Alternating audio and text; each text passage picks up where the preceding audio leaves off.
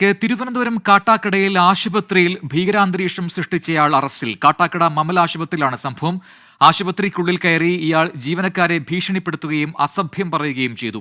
അജീഷ് ജയകുമാർ ചേർന്നു തിരുവനന്തപുരത്ത് നിന്നും കൂടുതൽ വിവരങ്ങളുമായി. അജീഷ്, ഈ ആശുപത്രിയിലും ആശുപത്രി ജീവനക്കാരുടെയൊക്കെ സുരക്ഷ അത് വലിയ വിഷയമായി ചർച്ചയാവുന്ന സമയത്താണ് ഇപ്പോൾ ഇങ്ങനൊരു സംഭവം കാട്ടാക്കടയിൽ ഉണ്ടായിരിക്കുന്നത്. ദൃശ്യങ്ങളിൽ കാണുന്നത് പോലെ പോലീസ് അയാളെ കീഴ്പ്പെടുത്തിയിരുന്നു. എന്താണ് ഇങ്ങനെ ഈ ആശുപത്രിക്കകത്തേക്ക് വന്ന് ജീവനക്കാരെയൊക്കെ അസഭ്യം പറയാനും ഭീഷണിപ്പെടുത്താനും ഒക്കെ കാരണമായത്? വിവരങ്ങൾ എന്താണ്?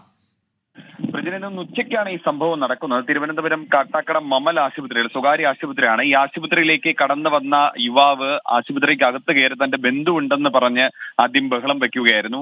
സെക്യൂരിറ്റി അകത്തേക്ക് കടത്തിവിട്ടില്ല. പിന്നീട് പുറത്തേക്ക് പോയ ഇയാൾ വീണ്ടും അകത്തേക്ക് വന്ന് ഈ ആശുപത്രിയിൽ നിന്ന് തനിക്ക് ഒരുപാട് പണം കിട്ടാനുണ്ടെന്ന് പറഞ്ഞ് വീണ്ടും ബഹളം വെക്കുകയായിരുന്നു. ഒപ്പം തന്നെ അവിടുത്തെ വനിതാ ജീവനക്കാരെ, നഴ്സുമാരെയും അടക്കമുള്ളവരെയും അസഭ്യം പറയുകയും ചെയ്തു. ഉടൻ തന്നെ സെക്യൂരിറ്റി ജീവനക്കാർ കാട്ടാക്കട പോലീസിൽ വിവരമറിയിച്ചു. പോലീസ് എത്തി ഇയാളെ കൊണ്ടുപോയി സ്റ്റേഷനിലേക്ക് അകത്തേക്ക് കയറ്റാൻ ശ്രമിക്കുമ്പോൾ ഇയാൾ സ്റ്റേഷന് പുറത്ത് കവാടത്തിൽ കുത്തിയിരുന്ന് കരയുകയാണ്. അകത്ത് കയറാൻ കൂട്ടാക്കിയില്ല.